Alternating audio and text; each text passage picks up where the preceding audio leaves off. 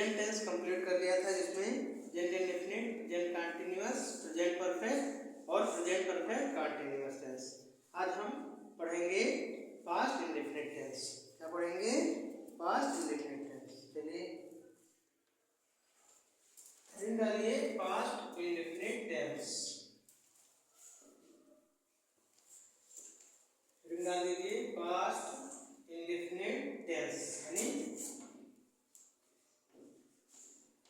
आज स्टार्ट करेंगे past tense. Past tense यानी भूतकाल,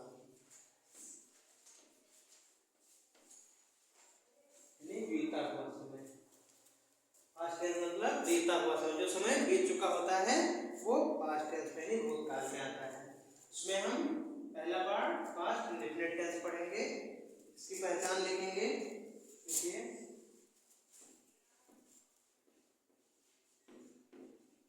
पहचान,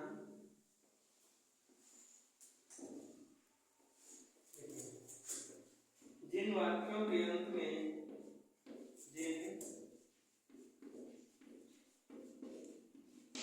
वाक्यों के अंत में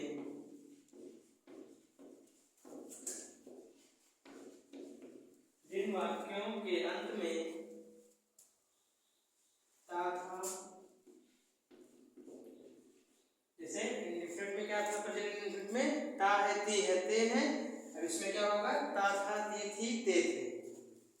तो वाक्यों के अंत में ता था, ती थी, ते थे, आ,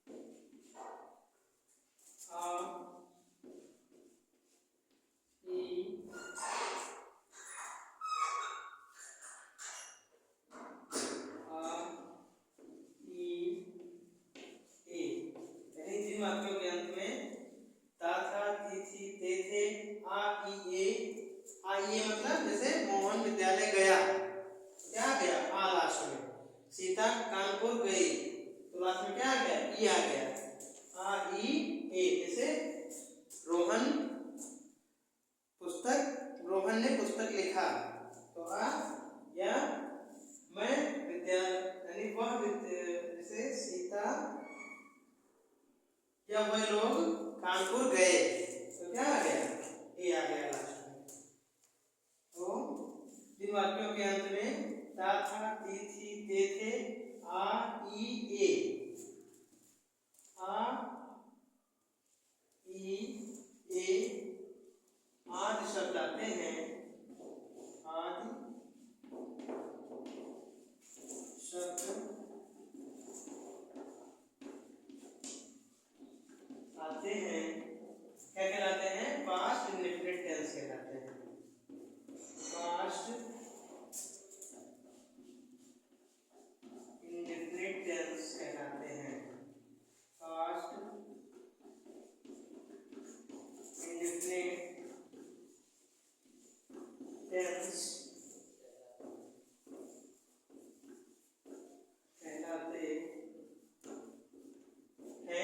हैं। जैसे सीता खाना पकाती थी, सीता खाना पकाती थी, लास्ट में क्या आ गया? ती थी। ता था, ती थी, ते थे, आ, ई, ए आदि शब्द आते हैं, तो क्या हो जाता है? Past indefinite tense. तो सीता खाना पकाती थी, तो लास्ट में क्या आ गया? ती थी। तो क्या हो गया? Past indefinite tense.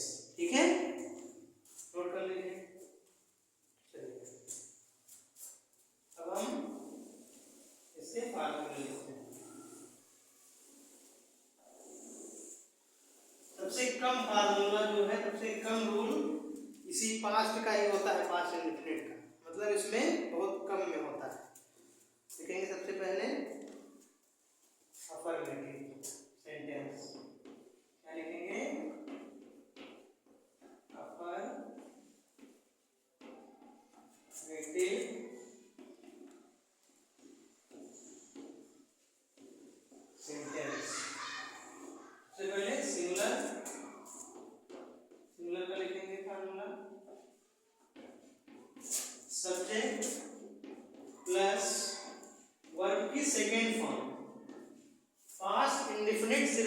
ऐसा टेंस होता है जिसमें वर्ब की सेकंड फॉर्म लगती है, ठीक है।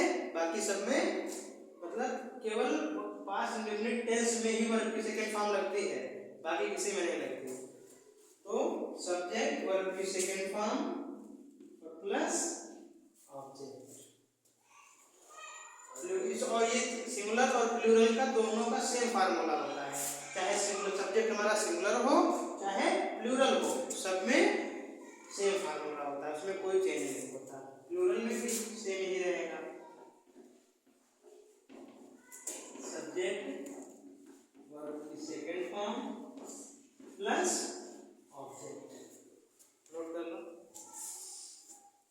यानी सिंगुलर में भी सब्जेक्ट वर्ब की सेकंड फॉर्म प्लस ऑब्जेक्ट और प्लूरल में भी सब्जेक्ट वर्ब की सेकंड फॉर्म प्लस ऑब्जेक्ट, मतलब इसमें कोई चेंज नहीं होता है। नोट हो गया? हम एक एक सेंटेंस बनाते हैं इसमें, जैसे रोहन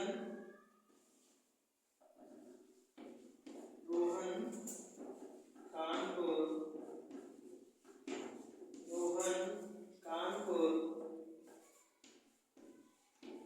जाता था, या रोहन कानपुर गया, जाता था या गया, तो रोहन कानपुर जाता था, तो क्या हो गया पास्ट इंडेफिनिट टेंस।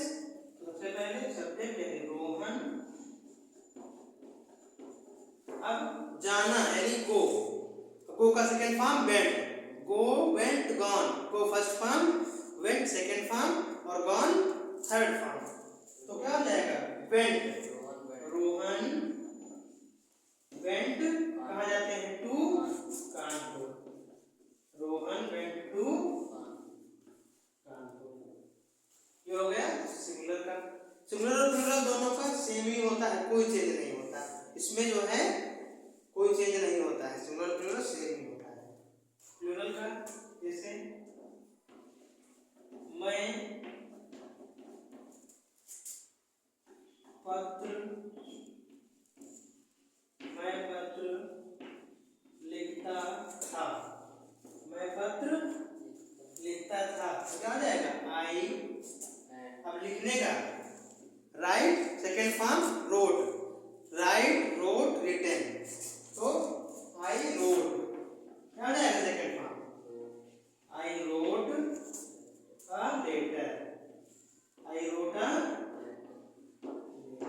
यानी मैं पत्र लिखता था, तो क्या हो जाएगा आई रोट, राइट का second form wrote a letter, subject verb की सेकेंड फॉर्म ऑब्जेक्ट। ये क्या हो गया, ये सब्जेक्ट हो गया, ये वर्ब की सेकेंड फॉर्म हो गई और ये पूरा ऑब्जेक्ट हो गया। तो मैं पत्र लिखता था, तो क्या हो जाएगा I wrote a letter, second form मतलब फॉर्म जरूर याद होनी चाहिए इसके लिए। तो write first form, wrote second form और रिटन थर्ड फॉर्म। नोट कर लीजिए इसको। अब हम नेगेटिव सेंटेंस पढ़ते हैं।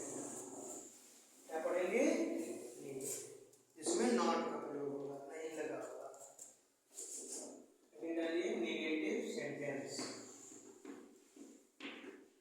Negative sentence. इसमें सबसे पहले सिंगुलर का कोई चेंज नहीं होता, इसमें कोई चेंज नहीं होगा, मतलब जो इसमें सिंगुलर और प्लूरल का कोई प्रभाव नहीं पड़ता, जो सिंगुलर का होता है वही प्लूरल का होता है। सिंगुलर में सब्जेक्ट, अब देखो इधर सब्जेक्ट, उसके बाद डिड नॉट लग जाएगा, नॉट नेगेटिव में क्या आ जाएगा डिड नॉट, तो सब्जेक्ट डिड नॉट प्लस, अब देखो डिड नॉट जब लगता है तो डिड नॉट लगेगा तो वर्ब का फर्स्ट फॉर्म हो जाएगा, जैसे वर्ब की सेकंड फॉर्म होती है, लेकिन जब यहाँ पे डिड नॉट लगेगा तो क्या आ जाएगा ये वर्ब की फर्स्ट फॉर्म, यानी जब नेगेटिव में जब हम यहाँ डिड नॉट लगा देंगे तो वर्ब का सेकंड फॉर्म होता है वो क्या हो जाएगा फर्स्ट फॉर्म हो जाएगा। तो subject did not plus verb की फर्स्ट फॉर्म और प्लस ऑब्जेक्ट, ठीक है, क्योंकि डिड नॉट लग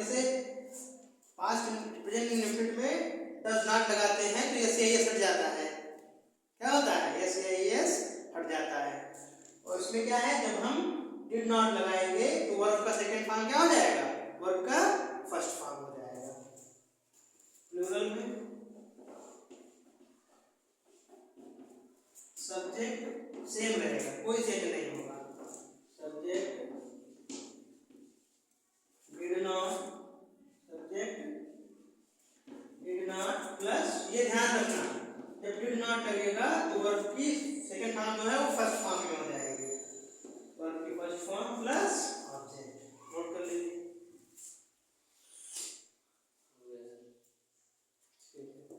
चलिए अब एक एक सेंटेंस बनाते हैं इसमें। ये ध्यान रखना, अगर डिड नॉट लगा तो वर्ब की सेकंड फॉर्म क्या हो जाएगी, फर्स्ट फॉर्म हो जाएगी।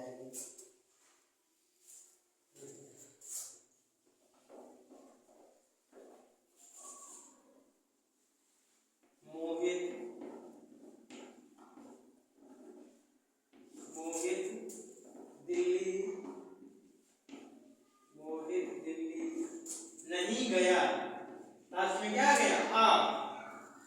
मोहित दिल्ली नहीं गया, देखो इधर लास्ट में क्या आ गया, गया, आ। तो आ ई ए, गया गई गए, है नहीं लगना चाहिए, गया अगर गया है तब तो चेंज हो जाएगा वो, लेकिन गया तो पास्ट लिख देते हैं। तो मोहित दिल्ली नहीं गया, क्या बनाएंगे, मोहित नहीं का did not, Mohit did not first form को मोहित डिड नॉट, अब सेकंड फॉर्म नहीं रहेगा, को हो जाएगा। तो Mohit did not go to Delhi,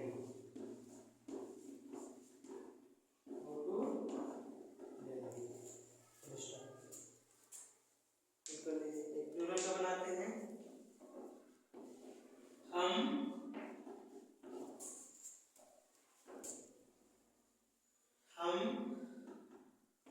Lucknow,